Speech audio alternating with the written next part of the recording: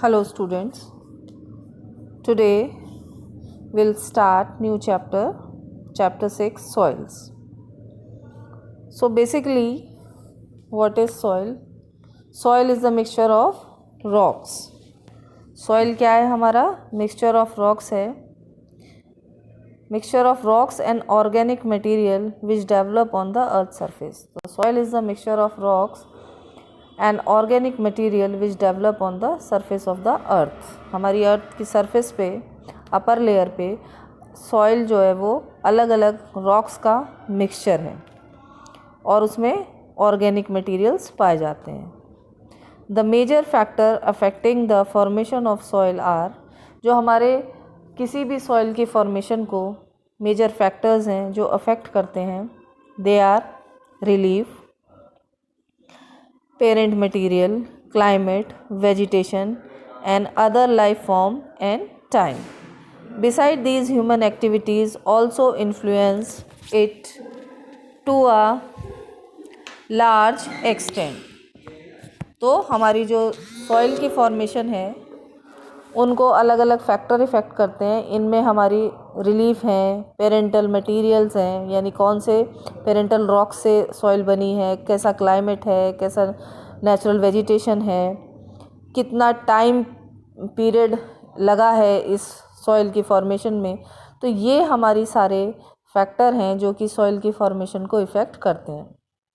Now the components of the soil are mineral particles. क्या क्या components हमारे soil में होने चाहिए? Mineral particles, humus, water and air.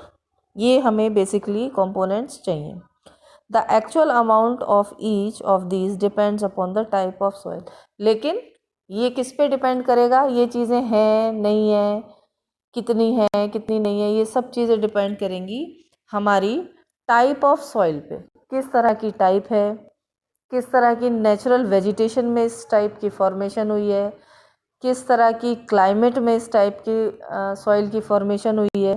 तो बेसिकली ये सारी चीज़ों का होना, जिनमें हमारे मिनरल्स हैं, ह्यूमस हैं, एयर हैं, वाटर हैं, इनका होना या ना होना इस बात पे डिपेंड करता है कि वो सॉइल हमारी कौन से टाइप की है.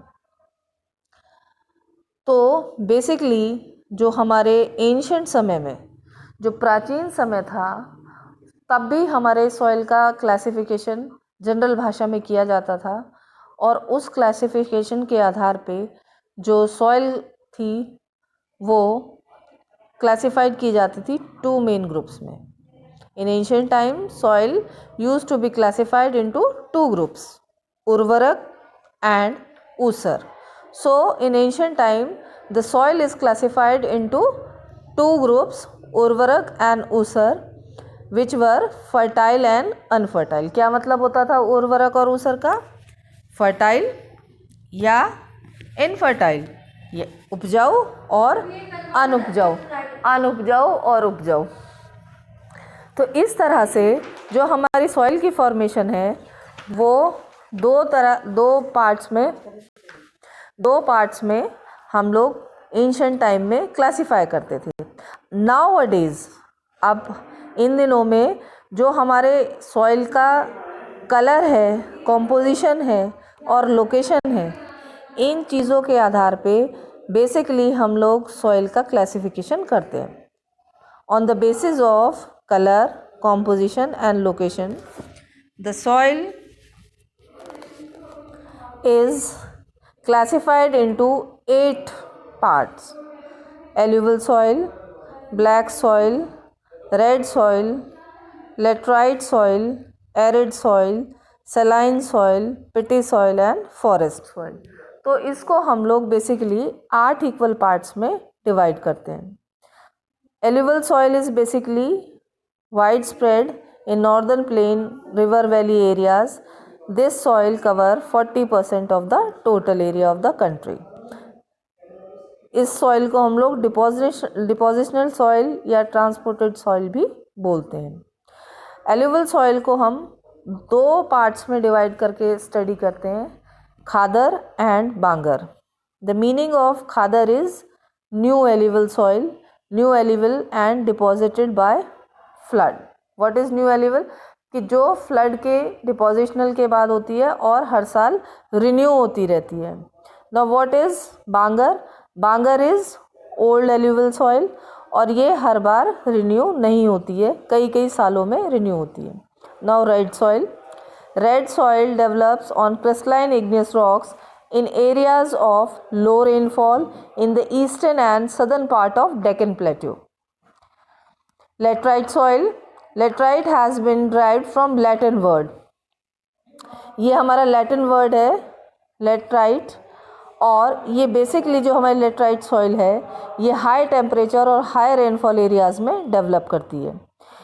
These are the result of intense leaching due to tropical rains, and this soil is rich in iron oxide and aluminium compounds. Now arid soil. Arid soil are brown or red to brown in colour, हल्की सी reddish या brownish colour में होती हैं। They are generally sandy in structure and saline in nature. ये sandy यानी रेतीली और सलाइन यानी जिस मिट्टी में सॉल्ट का कंटेंट होता है। बेसिकली ये जो हमारी सॉइल होती हैं वो ड्राई क्लाइमेट एरियाज़ में पाई जाती हैं, हाई टेम्परेचर इन एरियाज़ का जहाँ पे होता है, और मॉइस्चर और ह्यूमस इस मिट्टी में बिल्कुल नहीं होती है। Saline soil. Saline soil are also known as ooser soil. Saline soil contained a larger proportion of sodium, potassium and magnesium. इसलिए ये मिट्टी इनफर्टाइल होती है। इस मिट्टी में जो है वो बहुत ज़्यादा फर्टिलिटी की रेंज नहीं होती। पिटी सॉइल, ये वो सॉइल है जो कि हमारा peaty soils are found in the area of heavy rainfall and heavy humidity. Forest soil, जैसे कि नाम से ही पता चल रहा है, forest soil are formed in forest areas where sufficient rainfall is available. लेकिन जो हमारी ये फॉरेस्ट सॉइल होती है डिपेंड करती है कि हमारे प्लेन एरियाज़ के फॉरेस्ट हैं या दूसरे माउंटेन एरियाज़ के फॉरेस्ट हैं, तो उनके हिसाब से सॉइल की फॉर्मेशन हमारी चेंज होती है। तो these are the basic soil जो कि हमारी इंडिया में पाई जाती हैं। This is the classification of soils. Thank you.